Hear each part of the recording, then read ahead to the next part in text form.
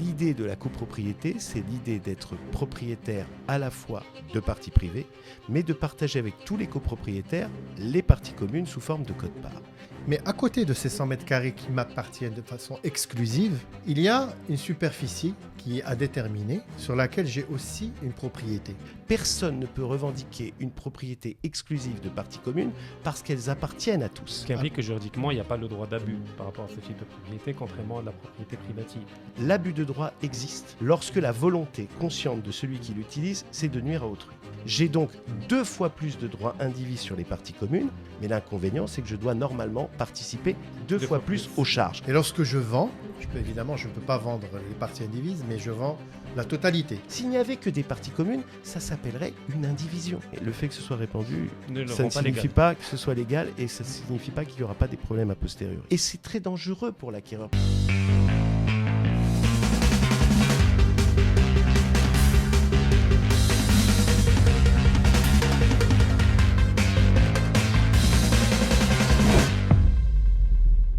Bonjour tout le monde et bienvenue dans Les Pros de l'IMO.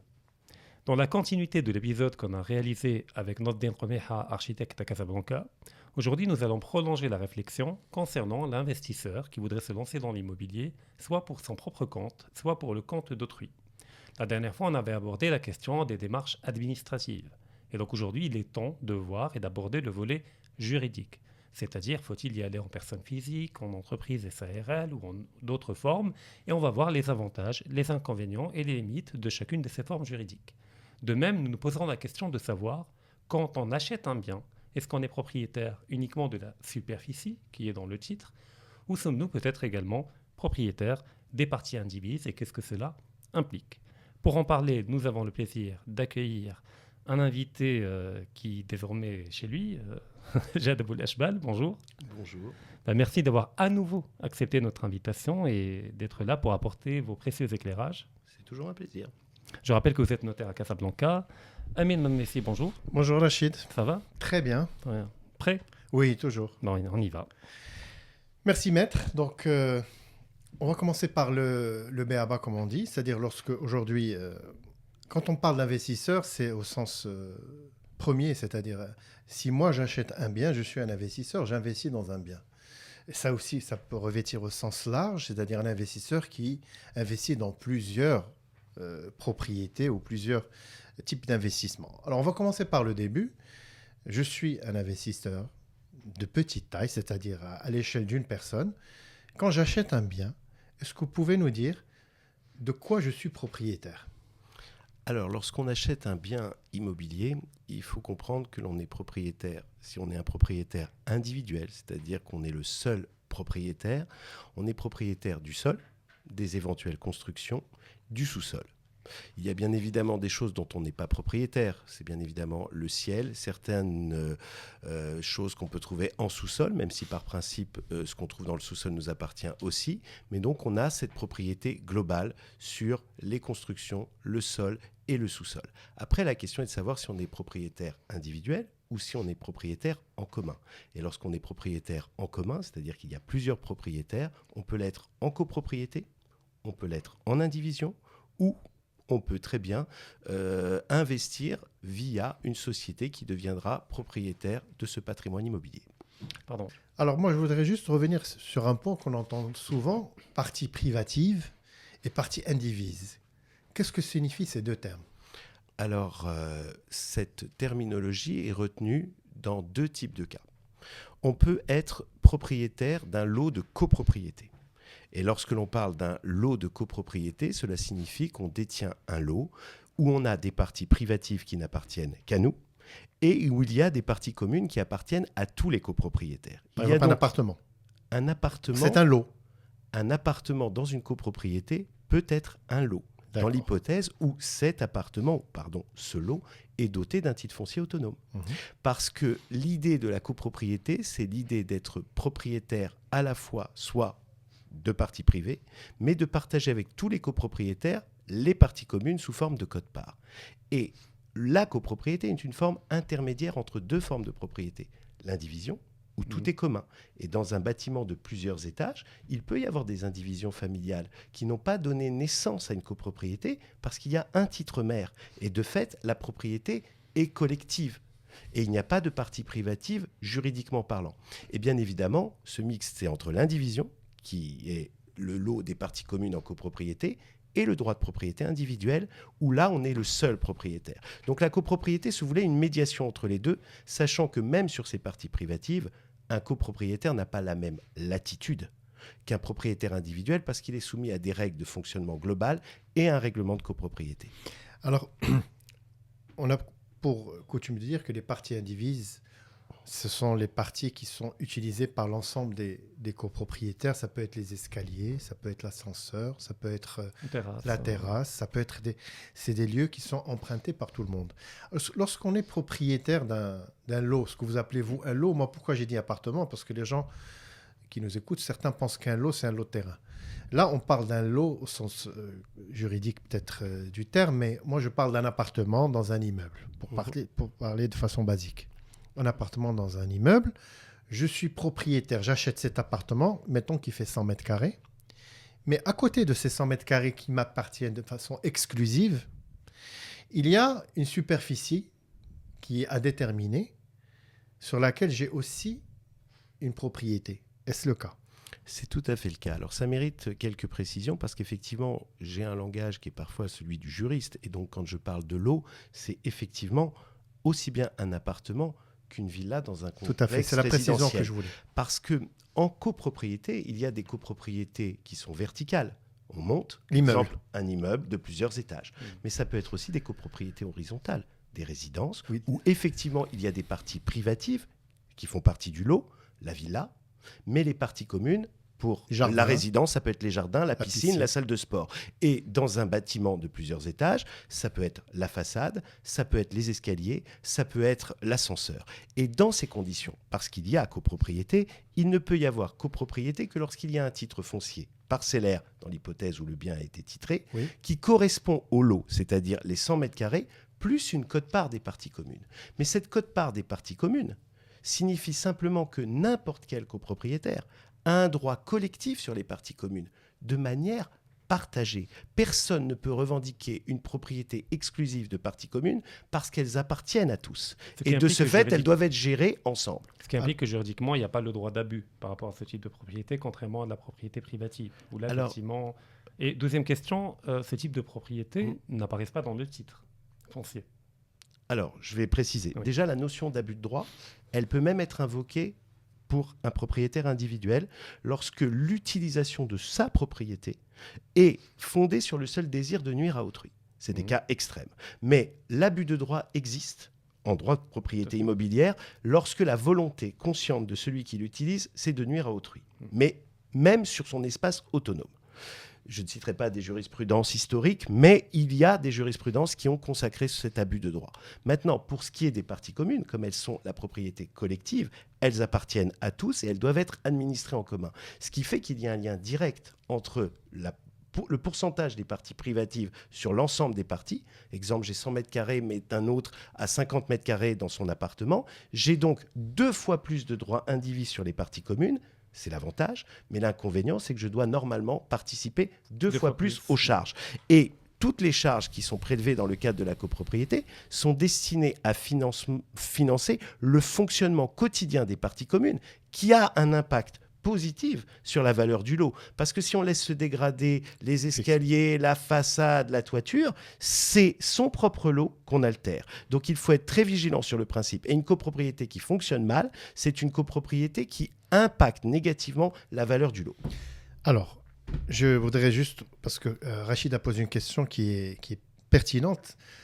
Sur le certificat de propriété, j'ai une superficie qui est donnée. J'ai dit tout à l'heure 100 mètres carrés. Est-ce que ces 100 mètres carrés incluent partie privative et partie indivise, c'est-à-dire ce qui me revient dans ce qui est commun?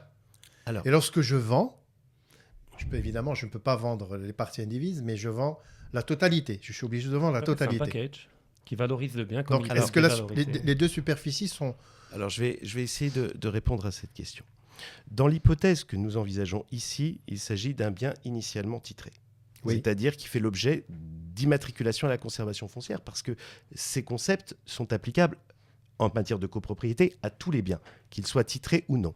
Mais la question qui m'est posée sous-entend qu'il y a initialement un titre mère. Exactement. Ce titre mère, c'est-à-dire le titre qui correspond au bâtiment dans sa globalité, a été éclaté en titres parcellaires. Oui. Chaque titre foncier parcellaire est un titre qui fait référence au lot. Bien évidemment, il y a un maîtret, mais ce maîtret est attribué privativement à celui qui est propriétaire de ce lot.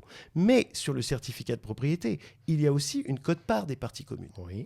Et donc, de ce fait, il est fait référence aux parties communes qui appartiennent à la collectivité et qui sont dans le titre mère. Donc, le titre mère, dès lors qu'il y a eu éclatement, est en fait le titre des parties communes qui appartiennent à tous.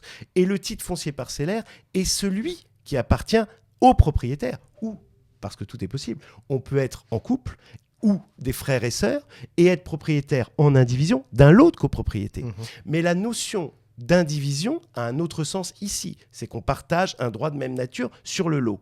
Et là, les règles de l'indivision s'appliquent à la gestion du lot. Mais les règles de la copropriété s'appliquent au fonctionnement global de la copropriété. Et quand je vends un lot de copropriété, je vends parce que je ne peux pas dissocier les parties communes des parties privatives. Car le principe de la copropriété, c'est qu'il y a toujours et des parties privatives et des parties communes. S'il n'y avait que des parties communes, ça s'appellerait une indivision.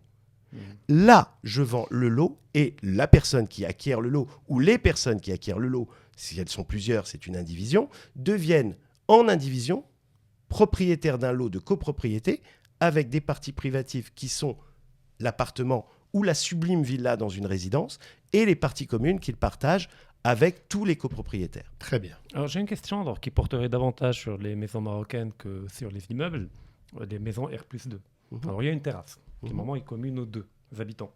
Les deux se mettent d'accord et décident par accord tacite de diviser la terrasse en deux, avec éventuellement un mur. Ils vont bâtir un petit mur d'un mètre de hauteur. Le deuxième va même bâtir un deuxième petit étage, entre guillemets, illégalement. Donc là, est-ce qu'on peut parler d'une appropriation de propriété commune qui devient exclusive et privative? Alors, dans votre question, vous avez soulevé le côté illégal. Mais je vais essayer de cadrer mais les choses. illégal, mais répandu, je dirais. Oui, mais le fait que ce soit répandu, ne ça ne signifie pas que ce soit légal et ça ne signifie pas qu'il n'y aura pas des problèmes a posteriori. Donc l'idée, elle est la suivante. Dans l'hypothèse où le bien est titré, c'est-à-dire qu'il y a un titre foncier, la désignation fait autorité.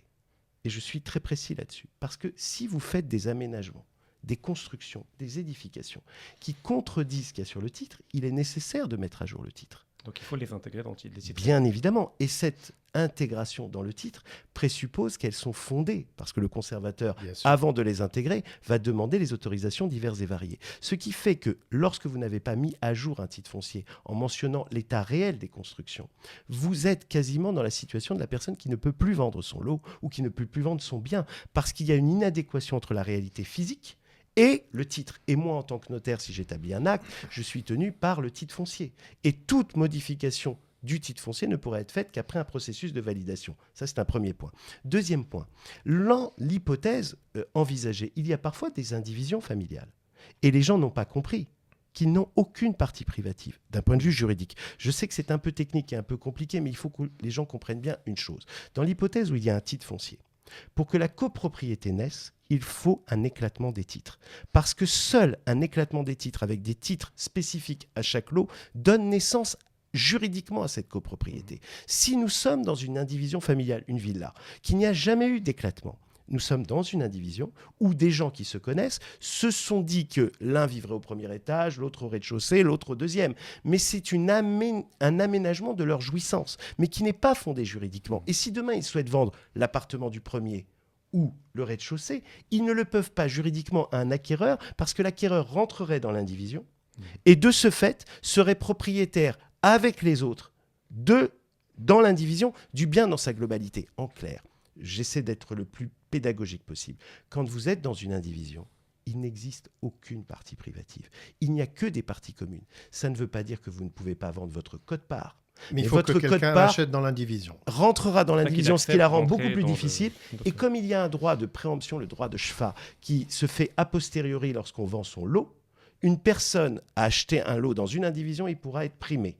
dans l'année qui suivra l'inscription. Donc il y a une vraie incertitude. En clair, si vous êtes une famille, si vous éclatez en titre parcellaire le bâtiment de plusieurs étages, vous rendrez votre appartement, puisque c'est le langage courant, beaucoup plus vendable que si vous restez dans une indivision. Vous pouvez aménager l'indivision avec une convention d'indivision qui dira tu jouis de ceci, tu jouis de cela. Mais cette convention d'indivision n'a pas d'impact juridique sur la propriété. Elle aménage juste la jouissance et l'usage.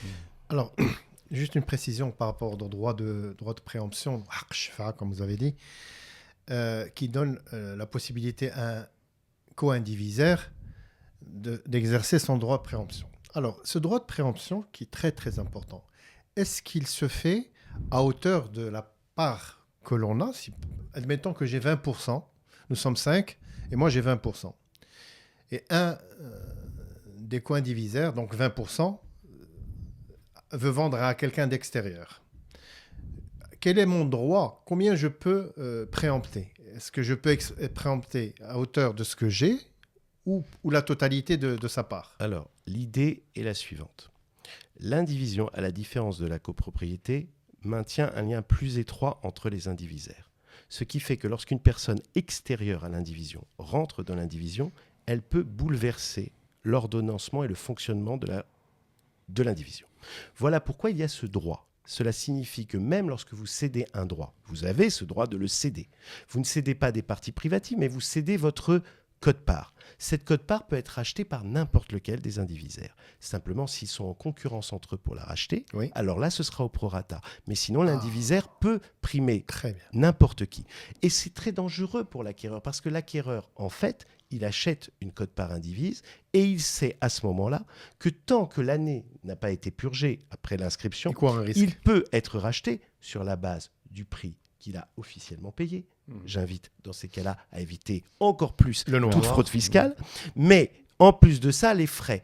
Et donc, il rentrera dans une indivision. Alors, il peut rentrer dans une indivision où il y a une convention qui prévoit quand même un aménagement de l'usage et la jouissance. Il ne peut pas remettre en cause individuellement. Il peut, dans le cas d'une convention d'indivision, puisqu'elle est par principe conventionnelle et contractuelle, cela se fera à l'unanimité. D'accord. Alors que ce que je viens de dire ne vaut que pour l'indivision. Dans l'hypothèse d'une copropriété, le droit de préemption n'existe depuis le nouveau texte, que s'il est dans le règlement de copropriété. Ce qui fait que quelqu'un qui est extérieur à la copropriété et qui achète un lot de copropriété est tout à fait en droit de devenir copropriétaire sans risquer d'être primé. Maintenant, j'invite, même si on le fait toujours, mais entre la théorie et la pratique, à lire le règlement de copropriété lorsqu'on achète un lot. Parce que si on a introduit un droit de préemption, ce droit de préemption pourra être purgé contre vous. Et il faut en voir les modalités. Mais en l'absence d'un tel droit de préemption dans le règlement de copropriété, la loi ne fait pas état de ce droit de préemption depuis les modifications législatives récentes.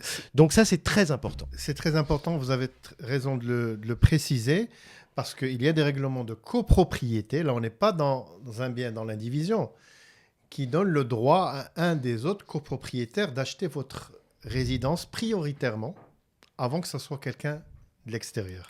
Donc, il faut faire très attention à ce point-là. Merci beaucoup, Maître, de nous avoir éclairé sur tous ces aspects liés à l'acte d'achat. Quand on achète quoi précisément? Jad Abou Ashba, je rappelle que vous êtes notaire à Casablanca. Je vous remercie infiniment pour tous ces éclairages. Merci à vous. Et on espère vous revoir très prochainement. Avec plaisir. Amine. Merci. Il est encore emballé par le débat. Oui. J'avais encore 15 minutes pour redescendre. Voilà. Et on remercie également toutes les personnes qui nous ont suivis. On vous donne rendez-vous très prochainement pour un nouvel épisode.